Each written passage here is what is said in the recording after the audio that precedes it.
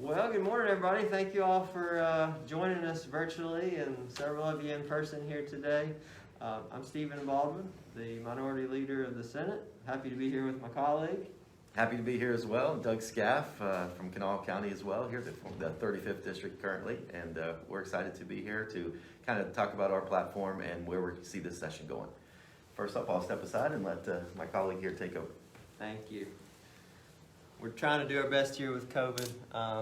We also had sound issues last year when we were masked, so we're spacing ourselves out for this portion so we can be unmasked, and hopefully the audio will come through okay.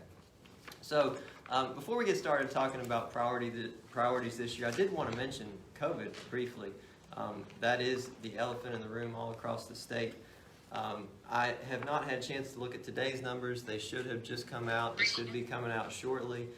As of yesterday, there were over 13,000 active cases across the state of West Virginia. I believe 847 people hospitalized, including 17 children hospitalized. As well as, there are members of the legislature who currently have COVID, their family members, our governor as well. And so this is a serious situation right now. We ask everyone to remember those folks in prayer, but more importantly than that, I would ask folks to live out your prayers. If we want to do all we can to improve this situation in the state, we've got to live out our prayers and treat our neighbors as we want to be treated, which means taking precautions and following public health advice. I know we're all sick of it. Everybody is absolutely sick of it. But in order to get past it, we've got to, as a state, as a people, follow public health guidance. All right, so moving on now to our priorities for the session. I had a very interesting experience back, I guess this was last month. Bette Midler started talking about West Virginia, and that was a very interesting experience. In responding to Bette Midler, it led me to find I was invited to a Facebook group. It was called Transplanted West Virginians. And there are about 45,000 people in this Facebook group from all across the United States. And all they do is share pictures of West Virginia. They share pictures of life back home from days gone by, and pictures their family members send them. They just share them with each other as a way of saying how much they love West Virginia. There are thousands of West Virginians who long to be here in state with us, and we long to have them back in state with us. The problem is that they can't be here, and we all know this. We experience it in our families each and every day. They can't be here because they don't feel welcome. They can't be here because they can't find jobs in their particular area of training. And they can't be here because we don't have the basic tenets of the modern economy, like broadband, for example. So my lens for this session is really simple. How can we bring those folks home, and how can we keep our kids from leaving? I'd like to ask that question before every bill that comes before us this session. Is this going to bring them home? Is this going to keep them here? If it is, then we should do it. If it's not, then we shouldn't waste our time on it. It's that simple. Population decline is a root cause of many of the problems that we face in West Virginia. We can't fill potholes and we can't fill jobs alike for the same reason. We don't have enough people here. I know there's been a lot of talk lately about those population numbers. I'd like to say a little bit about those and dive into them for just a minute. More people last year moved here than left. And that's a good thing. That's a positive thing. We have positive in-migration. The truth is that happened for many years, all throughout the 2000s up until 2014. In 2014, it flipped, and we had more out-migration than in-migration. The greater truth in those population numbers is that we really see the declines in terms of our low birth rate and our high death rate. What are we going to do to bring people home and keep them here? It's important that we change those migration numbers. It's more important that we change the death rate numbers, that we do all that we can to have a healthy population here in West Virginia. So, what's going to bring him here? What's going to keep him here? I'd like to go through just a couple things that'll be priorities. I know Leader Skaff is going to go through several of these as well. First off, affordable broadband for every home and business. I'm not even going to say anything more about that because that's as straightforward and simple as it can be. Everybody I talk to gets that and says that's their top priority. Affordable, reliable broadband. Quality education from infancy all the way through higher education. I've heard a lot of folks talking about how, well, you know, West Virginia was the same population as North Carolina back a couple decades ago. What's wrong with us? Why can't we change that? Well, look at what North Carolina did.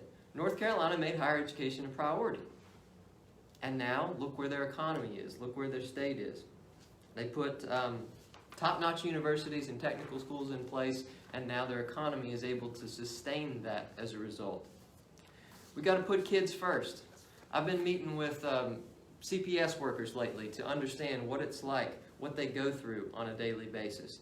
And I'll tell you very frankly, I left those meetings depressed as I could be. The things that they face each and every day, and the things that our kids face each and every day that we don't have any idea what they go through, were absolutely heartbreaking. We've got grandparents raising kids at alarming rates. We've got thousands of children in foster care. This has got to be a priority. Put yourself in their shoes. If you're a child that grows up in West Virginia in a situation like that, where you don't feel valued, would you want to stay here? Would you want to raise a family here? We've got to change that. Jobs. You know, there's been a lot of announcements this week, exciting announcements for West Virginia, about jobs in a new steel mill, in constructing electric school buses. That's really exciting news. And it's made possible because of the American Rescue Plan and the infrastructure bill, which were passed and approved by Democrats because we believe in building this nation up. Nucor is coming to West Virginia because of the infrastructure bill. Green Power too. This is a unique opportunity to rebuild the state if we play our cards right.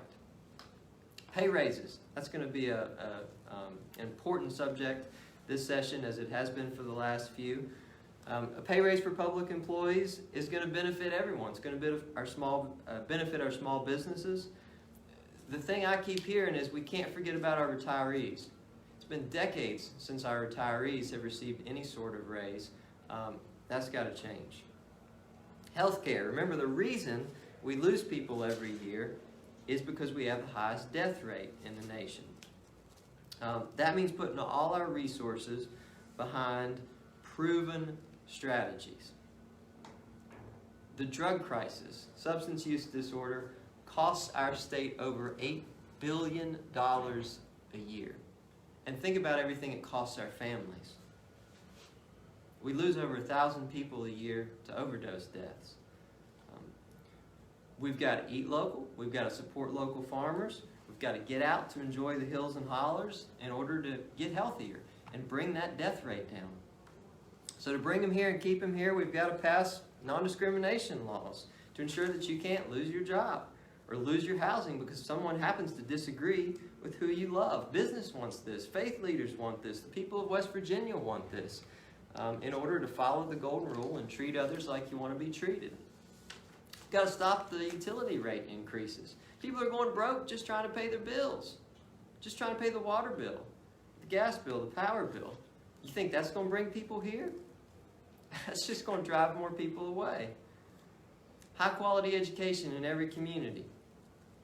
Y'all know our students are struggling. Our educators are struggling. I was talking to some school cooks the other day. They're struggling mightily. Bus drivers. And last year, supermajority took hundreds of millions of dollars out of the public school system. If we don't change that, we're going to see public school consolidation on a level we have never imagined over the next decade in West Virginia. And that's not going to bring people here, and that's not going to keep people here. That's going to drive them away. We need fair tax policies. That income tax proposal last year that took all the air out of the room of the legislative session, that was just going to drive more people away. That's why it was defeated. we need to provide working folks a tax break, the ones who need it. And we're going to be unveiling a plan to do that soon. Down my way in southern West Virginia, we need child care. You know, we lost 2 major business opportunities in southern West Virginia during the pandemic in 2021 for one reason. They didn't have child care for their employees, so they chose not to locate their business here. That's unacceptable. Got to be able to change that this year.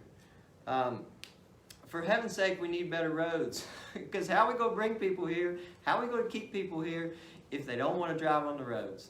It's really, really simple. And we need your all's help to do this from all across the state. We need folks to stay engaged. We need folks to call their legislators. We need folks to run for office to make this legislature look like the rest of West Virginia. We're going to have some time for questions here in a little bit, but I want to turn it over to somebody who's going to do a much better job than I did going through these priorities from his perspective and the House's perspective, Minority Leader Doug Skaff. Thank you, Stephen. And thanks everybody for tuning in. Excited to be here, day 2, so everybody's still happy and have a smile on their face and fresh and ready to get to work. First up, I just wanted to send heartfelt prayers and thinking of the governor out there during this. We got, like you said, let's use his situation to continue to talk about how serious this is. And please say a prayer for the governor, and love to give him back to a speedy recovery and his family, I know, who's dealing with this. Stephen did a fantastic job. What we've done as a Democratic caucus collectively in the Senate and House is work together to put our initiatives and priorities first. When you say first, we want to put the West Virginians first. We think as our party comes together over the last year, and as we move through this session, everything we do, what can we do to keep people here in West Virginia and bring people here and not forget about our West Virginians, our current people? For example, what do I mean by that? Fantastic that we were able to move some things around, utilize the infrastructure money, help lure a company here that's going to create a bunch of jobs and hopefully give a spark to that area of our state. But what about our current business owners? What about those small businesses out there? Just think what $315 million could have done to jumpstart a lot of those small business owners out there who are suffering. They really are the backbone of West Virginia. We need to do whatever we can to create a fair tax climate that doesn't just pick winners and losers. They make it fair for everyone, specifically those that have been here, raised their family here, started their family here, and carried this state through the thick and the thin. We need to focus on them. We need to focus on them now if we expect to get them to help continue to carry the load. We need to create new opportunities for different communities, or minority communities of the state and our coal communities. We created a coal comeback committee last year, led by the Democratic charge, partnering with the federal money that's going to be available to go into these communities and help revitalize them. A lot of these communities, and I applaud Speaker Hanshaw, he's going to take it on as well. We need to help assist these communities who don't have the resources to utilize their infrastructure money that the cities are going to get. What do I mean by that? Maybe they don't always have a planner. Maybe they don't have someone that can go out and help with the grant writing. How can we magnify the dollars that these small towns and communities get across West Virginia to have the biggest return on that once-in-a-lifetime money that's coming to our state? Stephen touched on a cost of living adjustment for our retainers, our retired teachers, our retirees and our teachers, our seniors. We need to do everything we can. They're on a fixed income right now. But as you see, the costs keep rising with everything out there. And you can have broadband and talk about it all you want, but if people can't afford to have broadband, then what's the point? Speaking of broadband, we need to do whatever we can to attract those people here. We talk about it, but there are still places in this state, as of right now, that don't have connection. They talk about it the last mile, I believe it is. That last mile. What's it going to take to get that last mile so we don't disenfranchise West Virginians? That needs to be a priority. Create opportunity zones in these coal communities throughout West Virginia that let's talk about incentivizing those areas. What tax incentives can we do to help those communities get back on their feet? We do opportunity zones all around the state. That's convenient. That's politically expedient. But what about those areas of the state that are hurting? Let's focus on them. Back to work. We need to get West Virginians back to work. Everyone's been into a restaurant. They've been to various places around West Virginia, and they say, help wanted, or please have patience because a lot of our people aren't back to work yet. Are we doing enough to help get people back to work? For an example, some specific legislation. We have a crisis right now. Nurses are leaving the field at record pace. especially here in West Virginia. Nurses are leaving. Our EMT officials, all of our medical professionals in West Virginia are leaving because it's a crisis. They're in crisis mode right now. They're short-staffed. Record number of traveling nurses are coming into West Virginia. What are we doing, and what can we do? Hey, you want to offer an incentive? You want to be creative on the back end? Let's offer nurses incentive to stay in the field before they leave. Let's get to the root of the problem. Why are they exiting? Maybe they need additional support and resources. Maybe we can be creative on the end of their taxes that they pay at the end of the year, the state income tax. You want to give anybody a credit? Let's give those EMT officials and all those nurses in the state of West Virginia that have been through the thick and the thin over the last years, let's help them out. Let's continue to help our teachers out. You know, Democrats have been leading the charge every year to bring a fair playing field for our teachers in the education system in conjunction with our neighboring states. Well, I'm glad to hear that we're going to make them a focus this year, but let's continue to not and put something on the books that adjusts a cost of living and gives them the fair wage they deserve. So we're not up here arguing about it whenever it's politically expedient or it sounds well during an election year. We want to have it on the books so that every couple years we adjust what they're earning for a cost of living adjustment. Let's get it on the books now while we can. Let's put your money where your mouth is and really invest in our teachers, our education, and our retirees. I think when we're talking about getting people back to work, we have to make sure that these people that want to work have the resources that they need to get the training, to get the tools, and to maybe change their field or to move across the states where areas of the state need those people. For example, we announced this big announcement here with this plant coming to town. I'm hoping that we create a lot of people with great income, and I hope those people aren't all coming from the Gulf Coast or outside our state. I'm hoping we look at West Virginians first. What can we do to ensure that those West Virginians are looked at first? I get it. There's probably some jobs that we do need specialists coming in from outside their state, but we need to look at West Virginians first and ensure that they're the ones building these plants, they're the ones building these factories, and they're the ones that get the first opportunity to help grow West Virginia. Flexible workplace. We need a flexible workplace.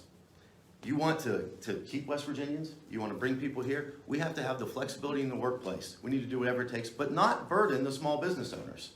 What can we do to help assist them when it comes to a flexible workplace? What can we do when we talk about paid family leave and we talk about things like this? What can we do to assist them? Not hurt them, but assist them. I know we're looking at that federally right now, but we have to be creative if we expect people to go back into the workplace. Those that are, what they call it, the big exit right now. People are leaving the workplace at the fastest rate ever because they want flexibility. COVID over the last 2 years now, 2.5 years almost, has showed us that we have to be flexible in the workplace. We can be. We just got to be creative how we do it. And we got to protect our kids. We got to continue to create opportunities for our kids. I know we've led the charge over the last couple of years of making sure that no kid goes hungry.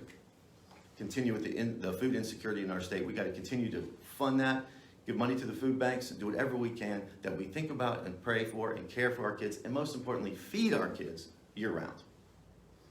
Talking about our kids, Stephen said it well.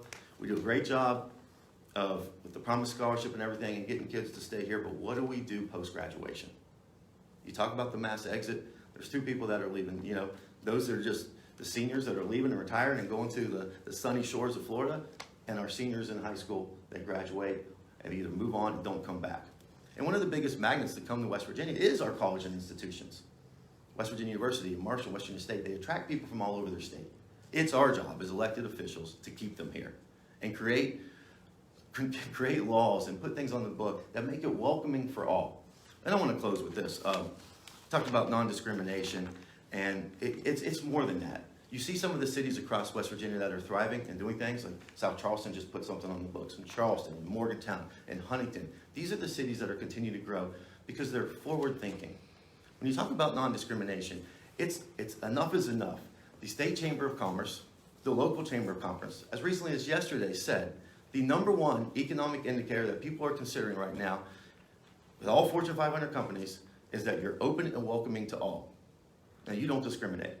You want to say West Virginia is open for business? You want to attract all these people here? The single one thing we can do is not give away the farm when it comes to money, tax incentives, and breaks. Is put something on the books that says we don't discriminate here, and we don't just pick who can choose to move to West Virginia. We're open for everyone.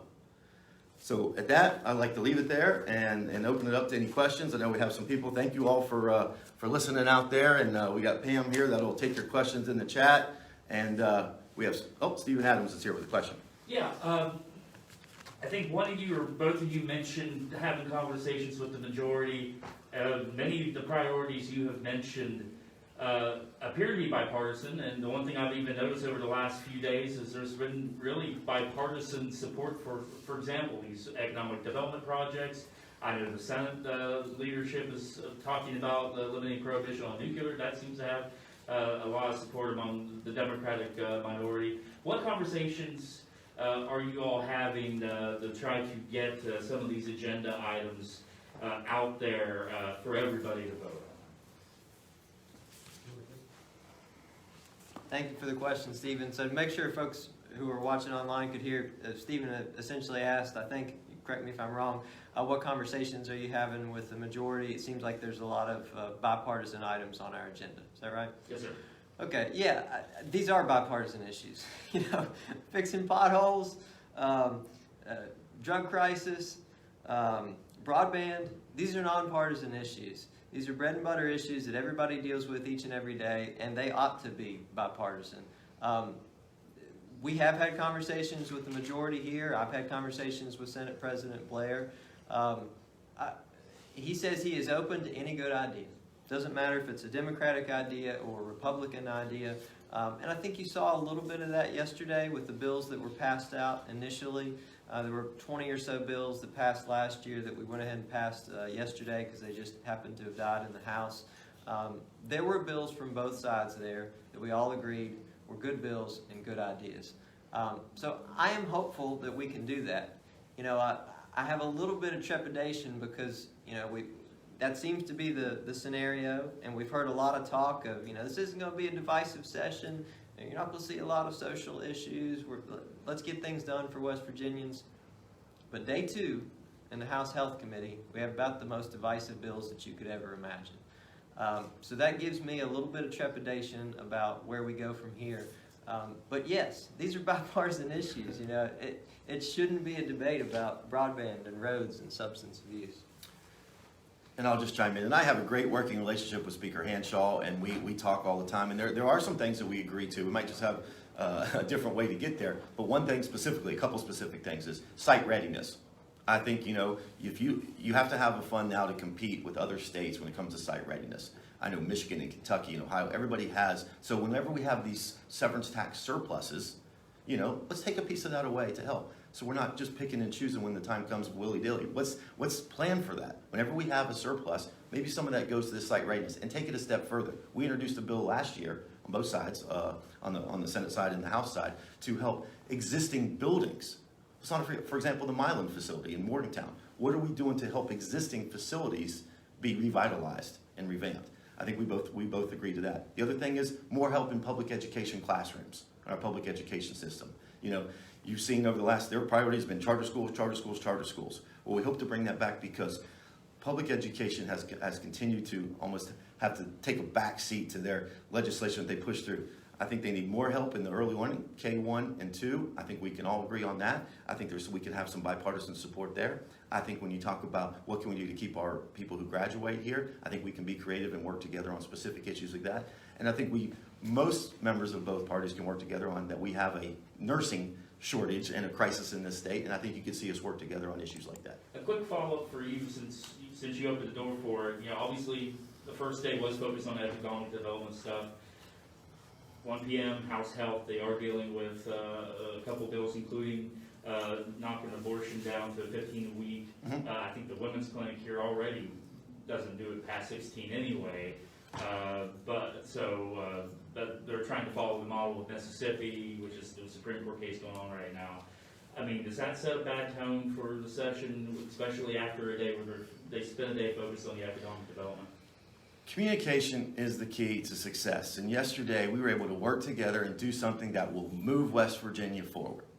It dominated the headlines. New jobs, economic development, infrastructure. Day 1, what a day. We were all out here celebrating, talking in the hallways, enjoying. This is going to be great for West Virginia. Day 2, like Stephen says, what do? Didn't waste any time. We go back out here and put some controversial issue out here that's not going to do one thing but change the narrative in the wrong way and send the wrong message that we have our priorities all mixed up. Social issues do nothing to help bring those people here and keep those people here. That's the last thing we need to be talking about on day 2. You tell me that we have every other issue solved, then maybe bring up your social issues, but not on day 2. You can't tell me a nursing crisis is not more important, that the health committee should be taking up right now than this issue. Thank you. So this will be your second year in the super minority. What did you learn last year that you guys are, as individual legislators, that you're taking into this year when you're trying to work across the aisle on issues that you agree on and then you don't agree on? How are you guys navigating? Joe, I'm not gonna lie. I mean, I was in the supermajority. It was back just 10 years ago. The way that this state has shifted, but here's what you have to learn, and you have to be. It's frustrating. It's frustrating. You don't set the agenda. You don't control the narrative. Like we just said here, there's things that we can agree on. Why not do that first? Shouldn't be a Democratic issue or a Republican issue. We can all agree to jobs and education and fixing the roads. Let's focus on those first and get things done. I mean, it's not cliche. I mean, I'm saying the bottom line here is that it's tough because you don't set the agenda. And you wake up in the morning wanting to make a difference for your constituents, and you walk into a meeting and you see stuff like these social issues on the agenda. It's depressing. It's sad that this is what we decide to focus on. So to answer your question, in the minority, you don't set the agenda. You don't get to pick the legislation that we believe is important to most West Virginians. And that's the most disheartening thing, as being in the minority. But, like I said, we have reasonable Republicans out there that want to work together. I think, in order for West Virginia to move forward, you got to lead from the middle. It shouldn't be a Democratic issue. It shouldn't be a Republican issue. There's probably 70% of us that want to work together, but it's those extreme rights that want to move these social issues to the forefront on day 2. And that's disappointing.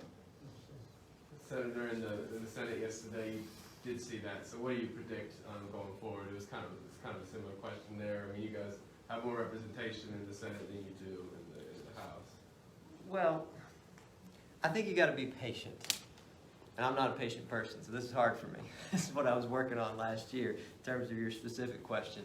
I think you have to work with the long term in mind. So, for example, if you look at some of the priority issues for the majority this year, CPS, grant matching program for site readiness or for broadband or for infrastructure expenses, pay raises for public employees. These are issues that we've been working on for several years. And they're our priorities. Now they're majority priorities. And that's fine. It doesn't matter who gets the credit. It doesn't matter whose name is on the bill. What matters is that we do good things for the people of West Virginia so they can stay here, so they can come back home here. And I don't care who passes it. I just want to pass it as soon as possible, and that requires some patience to look at the long run. Anybody down there have a question? Is there the non-discrimination ordinance is one specific legislation you guys consider a must-pass. Is there any right now that are on the book that are up for proposal you think are must-pass? And if it's day 60 and it hasn't gone anywhere, you're going to be very upset? Joe, I think it's a great question. Talk about non-discrimination, but it's the other way around. I'm going to flip your question. It's what legislation could they introduce that will be more damaging to our state? For example, RFRA.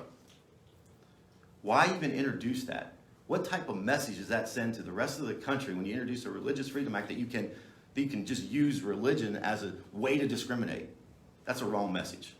Number 2, by taking back the progress that all these cities have made across West Virginia and saying you can't adopt a local ordinance that says you don't discriminate. That's backwards thinking. That's outdated thinking. So to answer your question, it's not about, I'd rather do nothing on those 2 issues. But when you introduce legislation like that, it sends the wrong message, the mixed signals, and does nothing to attract new people here or keep our people here. So it's not specific language. Let local municipalities do their thing. I'll take this chance to say that. So much has been said for years. Let government get out of the way. Let these local towns and communities and businesses do their thing. We've done the opposite up here last year. The supermajority did the opposite. They always want to step on the local municipality's toes or tell them how to run their city, or tell a business or a hospital what they can and can't do when it comes to their own COVID protocols. Get out of the way. Let's support businesses and these local communities, not tell them what to do. Can I chime into that as well? So 2 things that I think I'll be very disappointed if we don't get anything done. Broadband and Child Protective Services, as I mentioned before. So broadband, we are about to spend an unearthly amount of money on broadband in the state of West Virginia. Again, federal dollars that are coming down here, thanks to Democrats. And if we don't spend those properly, then I'm going to be sorely disappointed. And by properly, I mean we have to put in state code this year, open access provisions, so that we don't have monopolies running the show, once again, doing what they want with all this money and not providing affordable, reliable internet service for West Virginians. We had a chance last year. The monopolies won that battle. We've got to get it done this year before we start spending all this money. And then secondly, Child Protective Services. My home county is Greenbrier County. 70% of the jobs in Child Protective Services are vacant today. They don't have anybody following up on child abuse reports. They do, but when you're stretched that thin, when 70% of the jobs are open, they're in a no-win situation. It's impossible for them to do their job, which is protecting children. Those children then are going to grow up and remember this is a state that didn't value me, and they're not going to want to live here. So if we don't make progress on that, disappointed doesn't begin to describe it for me. And a 5% pay raise in CPS, where you start out making $29,000 a year, ain't gonna cut it. That's not gonna change the 70% vacancy rate dynamic. That doesn't even keep up with inflation. So I'm glad we're talking about a pay raise in CPS, but it's gonna have to be more, and it's gonna have to be more comprehensive than just a pay raise to make sure we take care of all those kids. I just got one more about, they've been floated, Senator Brown mentioned during an interim about, maybe we should give tax credits to individuals to appear on broadband or something like that. And you mentioned something earlier about, individual tax credits because inflation looks like, it's here to stay at these high prices. So anything else that you guys are looking at specifically in terms of benefiting person or individuals, not state income tax cut, but. Yes, next week. Next week. Got something that I think is really exciting. It ought to be bipartisan, and I think you'll be very interested in it, but not yet. Next week. But I think just thanks again for everybody. We plan to have weekly press briefings like this on topics at hand and some of our priorities, but more specifically tell you our pieces of legislation that we've introduced, where they are and what committees, and the progress they have or have not made. Once again, I just want to, I'm going to take this chance, and I can't say this enough, and Stephen did a great job, but we are allowed to be creative this session because of the thanks to what President Biden did and Joe Manchin and all those, and even Congressman McKinley on the infrastructure bill that he helped pass, do things differently. Now it's up to us to not squander this opportunity. Let's work together. And everyone wants to take credit for this, but just remember where all that funding came from, and let's work together to move West Virginia forward and make all West Virginians a priority. So thank you all very much.